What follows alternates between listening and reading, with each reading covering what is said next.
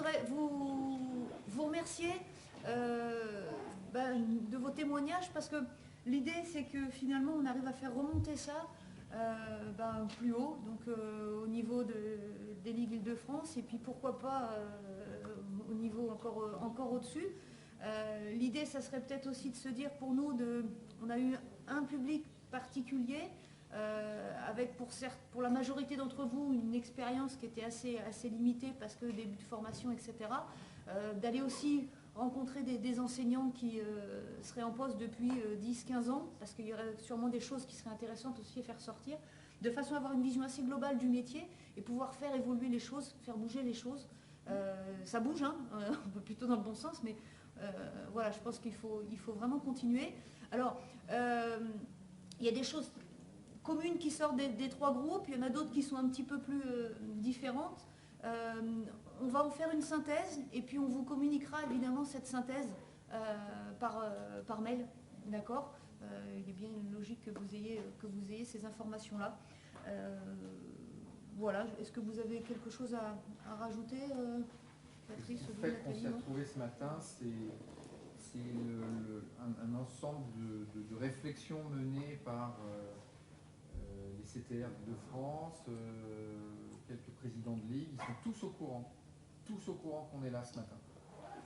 Et qu'ils attendent maintenant qu'on fasse cette synthèse et pour voir quelle suite donner, mais ça Frédéric vient de le dire.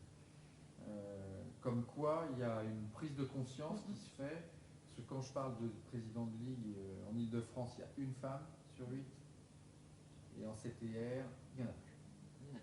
En Île-de-France a pris son poste à la direction technique, il n'y a plus de femmes, mais bon, c'était 1 sur 8 aussi. Donc voilà, les proportions sont aujourd'hui très questionnées, pas seulement parce que ce sont les présidentielles dans quelques mois, on en entend parler énormément, mais ça reste un problème de toute façon. Et il y a des corrélations qu'on commence peut-être seulement à découvrir.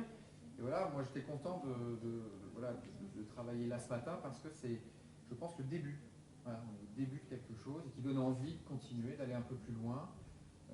Voilà, on est en première ligne, à nous de faire remonter à nos chefs respectifs finalement le fruit de ce temps-là. C'est indispensable. Moi, je conclurai juste sur une chose, c'est que ce qui questionne beaucoup aujourd'hui, mais pour l'Île-de-France encore une fois, c'est la logique de l'emploi. Voilà, c'est-à-dire qu'on a tous notre angle d'attaque. Certaines personnes à la direction technique sont en charge de la réflexion à mener ou de l'analyse sur le nombre de licenciés qui fluctuent, voilà, sur les tranches d'âge, toutes les tranches d'âge segmentées. Les présidents de ligue, eux, à leur niveau, essayent de réfléchir à comment faire que les clubs de leur ligue fonctionnent bien. Nous, on est en charge de l'organisme de formation et d'essayer de faire en sorte que la formation se déroule bien. Il y a des dizaines de corrélations à trouver entre tout ça pour faire en sorte que le renouveau du tennis féminin, je ne sais pas où on va le trouver aujourd'hui. Voilà, il y a sûrement de très bonnes joueuses en France, mais tout a été prouvé pour dire que c'est pas parce qu'on joue bien à 14 ans qu'on se retrouvera plus tard sur les cours ici.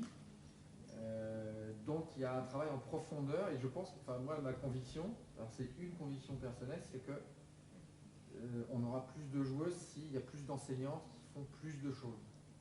Voilà, ça j'en suis persuadé. Mais je ne peux pas le prouver aujourd'hui parce que je n'ai pas d'études scientifiques.